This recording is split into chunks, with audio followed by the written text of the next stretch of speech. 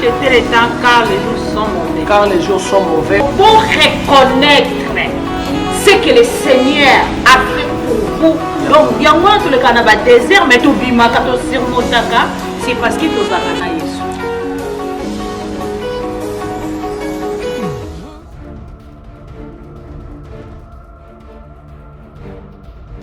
Bienvenue dans l'émission Nabisoya. Rachetez les temps car les jours sont mauvais. Car les jours sont mauvais, émission Automelabino Malabalanzambe. Pour la fortifier Bino, pour la fortifier Biso. La parole de Dieu est faite pour corriger, pour éduquer. La parole de Dieu est faite pour consoler, pour orienter. Alors, kobo sante ko liker, kobo sante ko s'abonner, kobo sante soki sujet moko ezali, ba email na biso ezali wana, WhatsApp numéro na biso peza wana na WhatsApp, oki ko tinda message ko zwa sujet moko e déranger kayo, to ko bondela ndenge nzamba ko orienter biso, to ko lobela sur sujet wana. Kobo sante na suka émission to ko tika moi 2 minutes pour na 3-4 requêtes à prière to prier biso nyonso ensemble.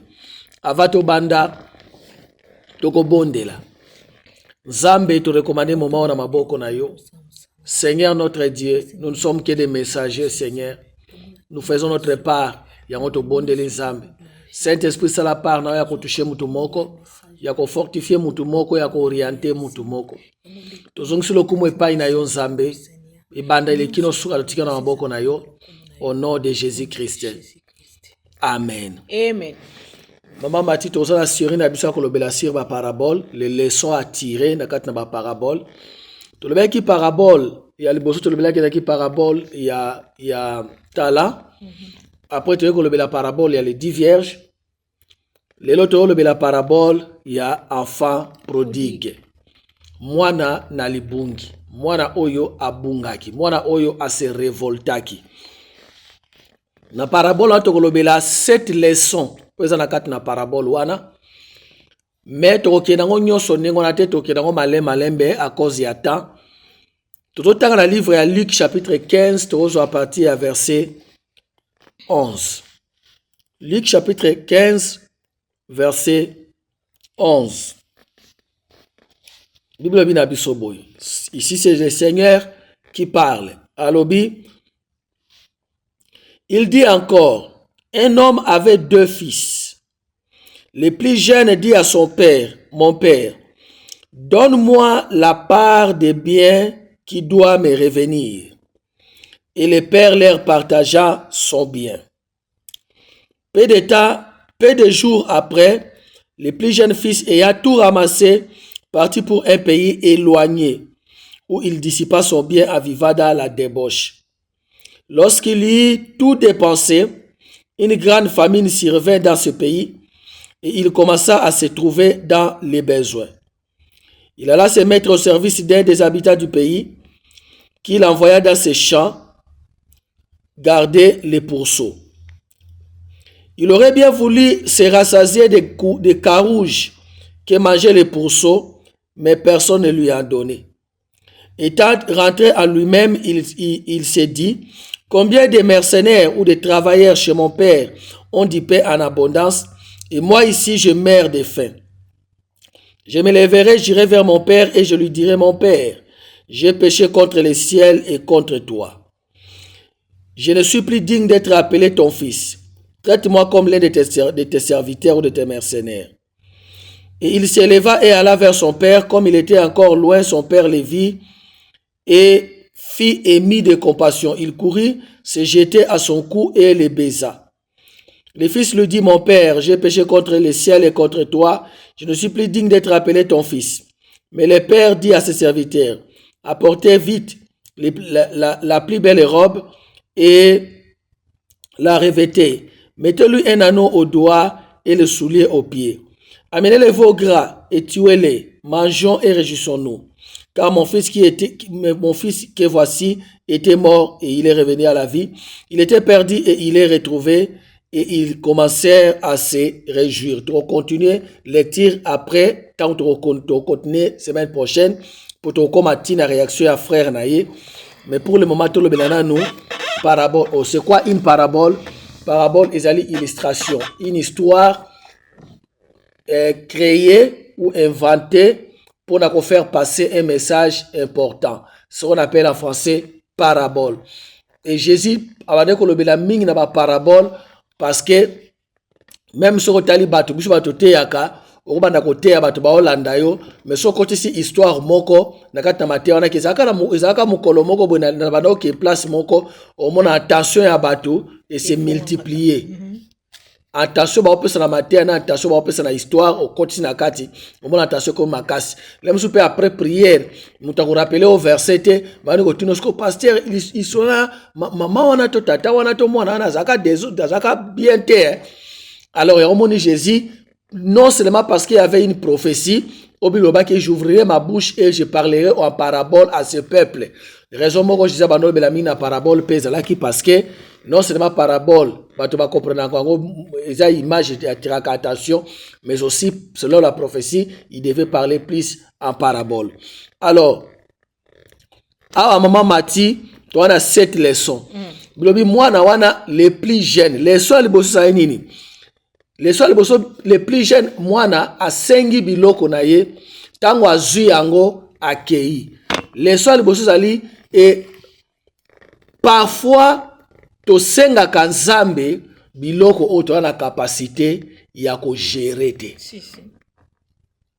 Yango tango senga nzambe loko mususu vérifier nanu nzamba kotala capacité spirituelle na yo ya ko gérer eloko oyo ozo senga ye. Mama ti bilo mso umelaka pota nzambe nano ko kite bilo mso umelaka parce que nzamba alingi nanu a former capacité na yo ya ko mema lipamboli oyo ozo senga. Loba na mama ti a former les capacités na yo pasteur c'est très important parce que même ata biso okozo mbelite opesa mwana oyebi ke koko za danger pona ye ndenge mo pe nzamba monela biso ezana lipamboli mosusu ozo senga mais azomona oke lobi eza danger pona yo totali awa na parabole autre ozo lobela enfant prodigue tomoni ke mwana oyo azaki na posa lipamboli mais ezaki danger pona ye ezaki danger pona ye pourquoi parce que lipamboli ezaki kilo eza biloko so to senga nzambe azo pesa biso te po aboko pesa azo taila yo lobi eske okokako lipamboli oko pesa eske oyo zo senga pa na nzambe azo pimela yo te parce que nzambe na biso pimela biso eloko moko te mais seulement azo pesa eloko ekoki na capacité na biso pasteur apesa biso oyo ekoki na peut-être azomona ke oyo na oyo esimba te.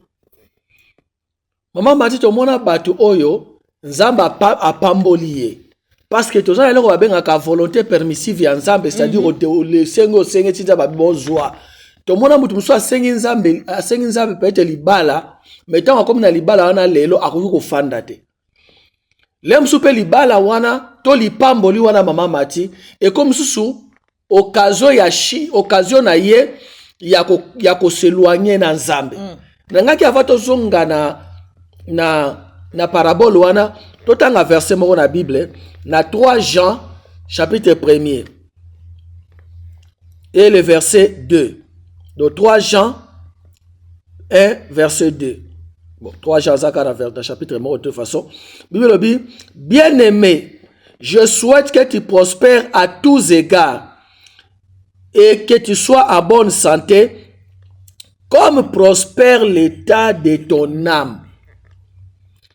Alobi nazo ko souhaiter que o prospérer na makambo nyonso ya malamu pe oza na bonne santé mais prospérité wana il faut un match to e concorder na prospérité ya âme na yo. Pourquoi? Parce que soki na kati na yo soko ozali poser te na dimension moko spirituelle ya kotelema ya bien prospérité to bénédiction zo senga ekoki ko détruire yo. Abi, je souhaite que vous prospérez à tous égards comme prospère l'état de ton âme. Zamba tala kana olipamboli ozo senga te, Zamba kotala qu'est-ce que tu vas devenir avec lipamboli wana par rapport na capacité spirituelle oyo ya yo. Loba no mamati. Par rapport na capacité spirituelle oyo ya yo pasteur parce que ça na muto amoyebi biso malamu koleka nzamba zate. Yo wana ayebi biso avant to ya na kati na mokili oyo. Ayebi ke so na pese eloko omoni pasteur ha. Eza impossible na tema likolo table oyo. Na memi 100 kilos. Parce que buka table na yo. Table et que buka na to susu na ngana o soit défaut. C'est comme ça que nzamba mone la kabiso. So omona yo mo ke tant que muto zo be ke cause à danger. Et bon combien plus fort nzambe na makamu susu biso tozo senga ye. Yo zo mona ka lipambo le pasteur. Na mona mutu bénédiction comme il lisumu. Parce que pour na ye tant église eza souté. Pourquoi pas ça aza béni. Donc pour na ye pour église il fallait ça na passe. Donc ton azali na passe nzamba pamboli pour na ye esengwe comme le quoi église. Donc ezalo quoi na ziongo siko e comme ko na sasu na tante na okeluka nzambe. Mususu nzamba pamboli apesi eloko banda ko luka comme mona ke eloko oyo vraiment yom te komi nzambe na ngai. Apesi eloko valeur koleka mutu apesa kiye. Tozo mona ngo mingi pasteur. Aluke eloko bo nzamba pesi ye me abizela nanu yo zela nanu. Ndeto moni na mwana oyo. Bozwele kaki kilo abi yo zela nanu na esengena sepela nango awate. Bible obi na biso maman Mati ke azaki kutu le plus jeune. Donc c'est que yana ya zalaki. Yana ya zalaki. Donc okuta kolaki koleka ye a continuer na kozela. Tozolobela nini? Tozolobela biloko mususu o nzamba pesi na nute parce que temps ekokite. Mais mususu nzamba azomona danger oyo yo obi eloko wana ekomemela yo. Eloko bénédiction eza mabete. Mais seulement capacité na ya komema yango. Maman Mati même biso ba pasteur. Parfois nous demandons à Dieu Nzambe tinda batu pesa ngai 2000 personnes à église. Mais Nzambe azotala yo oza na capacité là parce que plus les gens viennent, plus les problèmes arrivent. Yoko prière ezana no kaka ya 30 minutes chaque jour. Tangu li fele ko kitali kolo na yo parce que bisika oyo diaba zana posa ya batu bisika oyo ezako ba ame bazali diaba ko glisser pe ba oya ye tangu kilo wana au Bible bi je frapperai les bergers, les brebis vont se disperser. Bon ngina kota na domaine ona nokuta basai na nzambe te. Seulement eloko mususu ke ezako umela ezo yate. To ana 3 problèmes ao. To ana maturité à ko gérer eloko wana parce que nzambe azana pose bébé buka yote. Tozali na problème ya foi na yo. Ya misa to apena problème ya temps. Parce que Dieu fait chaque chose bonne à son temps. Mwana oazaki mwana zaki le plus jeune. Mais a sengi loko oyo akokoka ko gérer te. Oh peut-être yaya na ya ko repi ko senga ngote po mona ke za kilo ponai. Nanu kutu ta ekokite. Papa zaki na programme. Que soki ta ekoki akokaboela bango biloko. Maman Matita wanzaka mwana muke papa la somba ki voiture moko ya sika Mazda 323. Ezaki omoi la voiture Mazda. Sikoyo tangu to kende na epiti so kote mo ya kitambo balaba mo ezaka wana na komo na ngo kiminga na kitambo wana. Namoni Komoriko. Namoni voiture moko ya mukie boye. Eza bezo ko ba jara ba voiture à course. Na bali sa papa sombela nga voiture oyo nazaki na 10 ans. Abe okuma otabite papa eza mukie. Omoni oya yo eza voiture eza mwa mulai. Oyo eza nango mukie na kokoka eza mukie. Parfois totala kabila omusu na misu to osenga me papa ze bakeno eloko oyo aza na capacité na ngote. Mama ti mwana oyo asengi bombozui o aza na capacité ya ko gérer te. Loba na o aza na capacité ko gérer te pasteur. Parce que eloko ni to kuti na kati na mwana wana pasteur. Patience ezalaki na yete. Azangaki patience. Azangaki patience. Pour papa azalaki déjà na plan likolo na bango. Yesu aza na plan kufela ki biso po biso to vivre mutu likolo. Akufela ki biso po biso to za batu na kolela te. Yo peut-être ozomona peut-être te lokola ke non azomona comme si rien ne marche. Zamba za toujours na ba bogisi ya malama mais quand je connais les projets que j'ai formés sur vous. Les projets de le bonheur non de malheur. Azaki ne papa yana azalaki na ba projet ya bonheur pour na bana ye. Mais moi na moko manque ya patience. Yaya na ya ko même pas ko koma na penser wana. Peut-être ba no mona ke za no kilo pour na kanga dona na komi na moma wana te mais mwana mokie lokola yebaki teke droit na ye et pas nakolo bandeni lokola yebaki teke gravité loko oyo azosenga o papa azaki déjà na mabongisi azaki agité surtout kuti ye tomona ki azaki na agitation donc oyo banda komona lingi kaka zwango mazo baki papa na ye abombelaki bango makamalamu na temps oyo esengelaki bango bazwa bien aimé eza lipamboli moko ozosenga nzambe apesa yo mais nzambe azomona oyo apesaki yo liboso ndenge nini etourmenta vie na yo nde mama tia oti koloba awa eza na babénédiction la bénédiction peut devenir problème na maboko ya moto aza na maturité te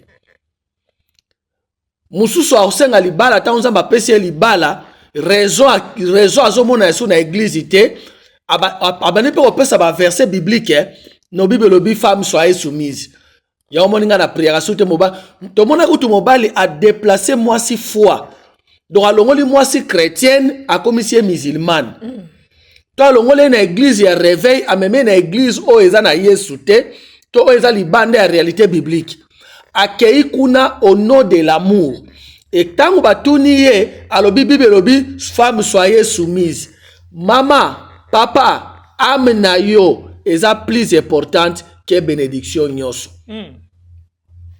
mosusu omona azosenga musala mais ntango nzambe apesi ye musala eloko ya liboso musala wana esali éloigné ye na makambo ya nzambe loba na omama ti éloigné na makambo ya nzambe pasteur osengi nyonso couple loba bayeba nzembo moko osengi libala na pesi yo mobali kito okimi lo sambo yango wana bato tozosenga nzambe biloko misusu to toloba we pasteur baza na Europe alobaka nzambe nga pena ata na Europe na olemba te na ozwa décision kosailo fongolanga nzela nasalela yo nzambe kotika nga te nalingi nga pena kota na mboka ni partout ozali ozoba nzambe nalingi nga pena simba eloko wana oyebele uno banoluka nzamba peso simba problème eza kosimba te problème eza kote Europe te problème eza attitude nini oyo oza nango ya retour epai na tata oyo apesaki yo eloko nini ozongiseli nzambe ozongiseli ye nini parce que tomoni mwana oyo azongai maboko empty nano kutu okome kuna te tokokoma na biso mama ti nayebi ndeko moko tozalaka na ye na mboka moko boye mama ti tokoya tokutani priere ya ndenge wana et parmi bapriere na biso ayaki nzambe afungwela biso porte tobima mboka wana tokoma to voyager et Dieu a fait grâce nga na bimi papa ye pe abimi un jour bapesi nga numéro na ye mutu moko aglisi nga jabe atoka apriaka lisusu mpenza te nabenga ye ntango nabenge mama ti nazwa ye na se ya kwiti nabisi ndeko vraiment baprie nyonso tosala yo okomi boye arépondre nga bia mystique pasteur mystique ozongeli makambo mpenza te ozali nango sabi moye te mabe donc nous ne disons pas ça tozoyoka mawa nayebi mpe susu mama mosusu mama mati ezalaki azalaki na problème akobota mobali alobi na ye napesi yo inane ane oyo soki oboti te libala esili mama mati tozwa mama wana na église toke na ye retraite ya 3 jours ya sec tobandi prière premier nuit kaka nzambe abi bobima lobi na exaucé ye mama mati a exaucé tokumisi nzambe tokeba ndako ane 2 mois kaka après 3 mois ayibiso tuka pasteur naza na mokumba tokumisi nzambe ti aboti mwana kitoko na otanga kombo na ete aboti mwana kitoko mama mati jour mona azobima bo d'abord azoya prière te jour mot na tokita kote aseku na ya kakata be kamunganga kote ozone tokita na sebo nakuta na e kwiti oyo wapi natunie ma sœur vraiment après likambo ya munene nzamba saleli yo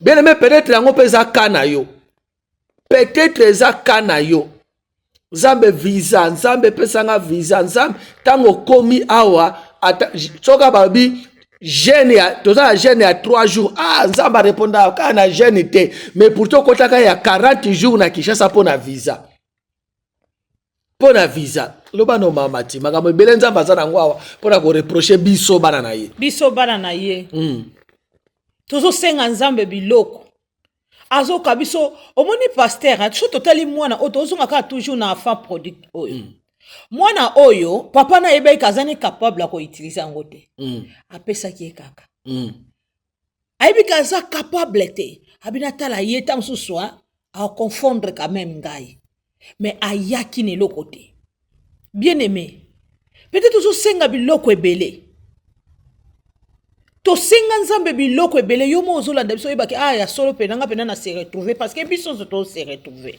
na quelque chose mais nzambe alingi kaka ke tozwa ekateli ya kotelema tolelisana soki biso bato ya mokili pasteur déception esala ya biso pasi ye mpena mutaka osanga bo combien tolelisaka nzambe nzambe soki osungi nga opesi nga eloko nakobosanaka yo te oza tata na ngai nasali ve nzambe ntongo yo kopambola nga mpe nakosala boye azwi apesi biso eske tozongaka na oyo tolobaka avant topesa na alliance oyo tosalaka eske tozongaka biso nyonso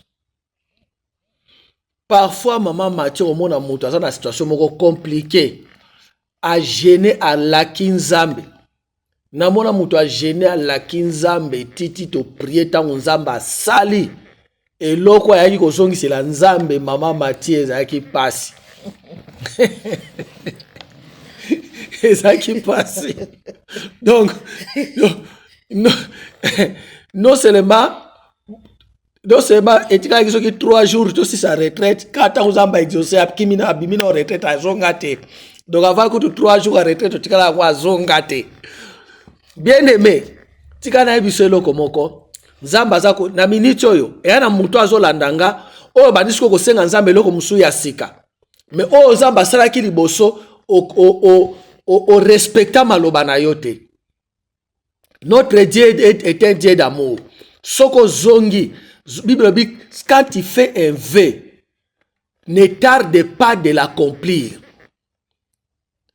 Ne permet pas à ta bouche de faire pécher ton corps. Soko kokisa osala ve moko pa nzambe. To senge loko moko pa nzambe nzamba pesa yo. O zongi sela e malam mabe. Zonge pa nzambe lo nzambe limbisanga na salaka ve na kokisa te na kokipe ko kokisa yango te. Nzamba mawa. Ezalo moto opesa nzambe ko changer nzambe. Il cherche seulement notre obéissance. Amen. Mwana oya sengi biloko ya papa na ye o azana capacité ya ko gérer yango te ana capacité ya ko mema yango te je souhaite que tu prospères à tous égards comme prospère l'état de ton âme. Nzamba za na posa vie de prière na yo et comme la vie de prière buto ekota tongo etana ozana capacité ya ko prier wana capacité ya ko telema parce que Bible lobi je crois que l'huile fermentée attire les mouches. Ma futa o ezal fermenté et benda kabanzinzi. Et loko musoto senga bien aimé, ozo mona otambola bien olota bandoto ya bien parce que nano eloko wana ozu yango te. Soki nzamba pesi yango miso e komona biloko wana baonso bazana esengo te yoko vi de prière kaka ya 10 minutes soki molili to bandoki to banganga bakitili kona opona lipamboli wana bien aimé okotelemela wapi. Construis ton esprit en to lobia wake ezana ba raison misato biloko muso umelaka ta ya nzambe ko kite parce que ezala muso bando senga nzambe yebi ke no muto il faut connecter yo na ye mutu wana nanukuta komi na capacité wana te. Nzamba ko bando ko préparer le o senga musala mais nzamba yebi ke no élément oya ko utiliser pour pesa o musala wana auti ko sisa classe kaka lobby il faut ye mutu azana musala wana avant yo pour akokoma directeur to akozala superviseur à partir na yende yo kozwa musala wana ça ina no élément wana komi esika akomi no place wana te yabi balé Zamba a pe capacité spirituelle na ko porter bénédiction wana. Soki capacité wana no ezate, nzamba ko préférer à former yo nanu. ako préféré à former yo nano. Comme prospère l'état de ton âme. Est-ce que vous avez un exemple pour ça là moi au même 100 kilote au terme likolo ya mesa oyo. Eko bukana. Bana ko tia ba base. Bana ko tia base. Donc soit l'état n'est pas encore là, soit ta foi n'a pas la capacité aux autres développer foi à récupérer, ya ko réussir eloko anate, soit tobini nao état spirituel na yo nzamba yebi ke eloko wana eko détruire yo.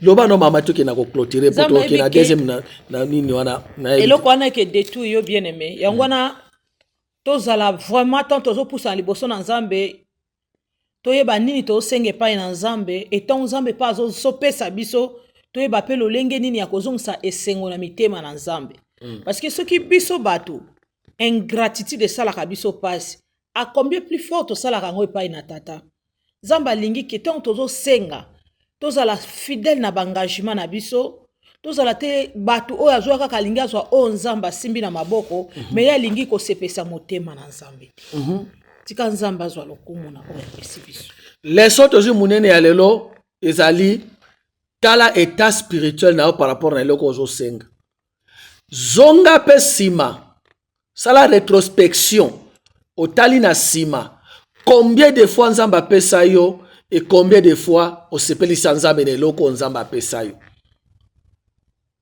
nde topesi baexemple ebele awa mosu aleli akoti retraite mpo na libala ntango nzambe apesi libala église akendaka su te prière asalaka su te la seule personne azosepelisa na vie na ye mobimba ekomi mobali même au détriment de sa propre relation avec Dieu.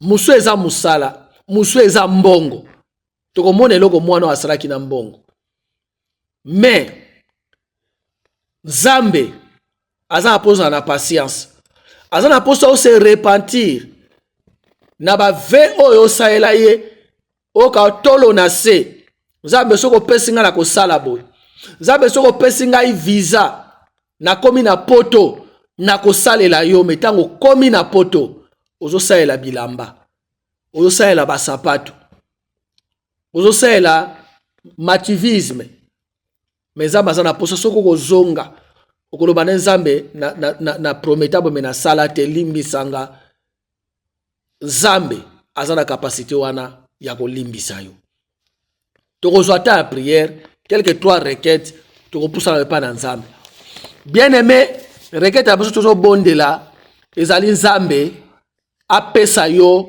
patience kozanga patience bato musu tanga azwe pa Nzambe etake kolukela ngo libanda musu pa luki libanda te mokoma mutema mukuse okoma na kanda le muso priaka suto okoma kwa kize Nzambe ke Nzambe akipaka yo te meto ozongi pa na Nzambe sengana no Nzambe patience na vie na yo loba Nzambe pesanga patience na yebi ke yo za fidèle to bonde na kombo na Yesu Masia Nzambe to yeko prier papa to yeko senga patience na kati na vie na biso to yeko senga patience na kati na vie na biso Nzambe na nyonso to liko senga Nzambe to sengi patience Seigneur soki nano se manifester to yebi ke yo za fidèle yebi na biso ceux qui espèrent à l'Éternel renouvellent leurs forces ils prennent leur vol comme l'aigle Nzambe na bondeli papa pesa moko na moko patience Seigneur pesa biso patience ya kozela ya kotambola na yo Nzambe au nom glorieux de Jésus oza Nzambe papa to sengi patience Seigneur au nom de Jésus Christ na kombo na Yesu Masia requête abi balé toujours bon de la bien-aimée ezali Nzambe apesa o maturité Bible lobi na biso je souhaite que tu prospères à tous égards comme prospère l'état de ton âme. Nzambe a se souciaka plus na devenir na yo que na eloko ozo senga ye. Dieu veut voir ce que tu vas devenir. Na eloko yozo senga ye. O kene ko bondela ke Nzambe apesa yo croissance na kati na yo maturité spirituelle. Loba na nzambe soki loko nazo senga eza la capacité spirituelle à porter yango te, nzambe kolisa ngai nanu, nzambe pesa nga ma capacité spirituelle to bonde na kombo na Yesu Masiya. Nzambe na ko prier Seigneur, nzambe na bikamo papa pesa nga capacité nyonso na ko senga epai na yo Seigneur, que ça soit sur le plan ministériel, sur le plan de la vie et de l'église. Nzambe na sengi papa bisika na na capacité wana te nzambe spirituellement. Nzambe na sengi pesa nga capacité spirituelle okolisa kati na ngai nzambe afin que loko nazo senga nzambe et comme occasion de chute te pour la tina na ngai na bondeli nzambe na kombo na Yesu Masiya. Oza nzambe na bikamwa, oza nzambe ne longa. Requête à souka tozo bon de la bien-aimée, ils allaient se repentir. Ils allaient zonga na kati na yo. Tala combien de fois senga nzambe eloko me eloko wane devia yo. Tala combien de fois olaka nzambe oloba makambo ebele okosala nzambe mais depuis tango nzambe apesa yo eloko wana okokisa ta moko te peut-être okokisa ka 2%. Ataka à 2% ya pamba. Pour tout le vœu que tu as fait à Dieu, les promesses que tu as données à Dieu, Nzamba kokisa par na ye, mais yo kokisa par na yote. To poussa le pas na Nzambe, kende ko se repentir. Loba Nzambe, na loba kana ko sala boye na yo pesanga, menga na kokisa te. Na senga ka eloko boye, yo pesanga, meloko ane kimisanga yo. To ko se repentir pas na Nzambe, to bonde na kombo na Yesu Masiya. Nzambe na ye pa na yo papa, ensemble na peuple na yo, na to ko bonde la Nzambe. Na bonde li Seigneur. Pona kosenga mawa na yo Nzambe, miséricorde likona bomo inanga pe alibota na yo pour tout le vœu Seigneur non accompli. Nzambe ba promesse to ça là on a se a passi. Seigneur pona ko lobo suki yo ko sala biso ko sala bo Nzambe. Seigneur to yo okokisa par na yo biso to kokisa te Nzambe. To ena trône na yo Seigneur, trône ya miséricorde Nzambe. To ko senga Nzambe na bikamwa. Seigneur limbi Sabiso, Seigneur, kotala mabena biso te Nzambe, tala sacrifice de la croix à Christ, Seigneur, bave non accompli, les promesses négligées et méprisées, tu ko senga mawa na yo Nzambe, na kombo na Yesu Masiya, oza Nzambe na bikamwa, oza Nzambe ne longa. Papa to pamboli opo na première partie oyo Nzambe ya parabole oyo. Totiki maloba oto yoki na maboko na yo Nzambe moko na moko Seigneur, alamuka. Oya zana capacité ya kokisa ve wana ya ko reconnecter lisusu Nzambe à se reconnecter. Oya comme impossible pour accomplir oya lakaki yo Nzambe limbisa telemisa lisusu. To pamboli yo Nzambe na kombo na Yesu Masiya to bondeli. Amen. Amen. God bless you. God bless. Bye bye.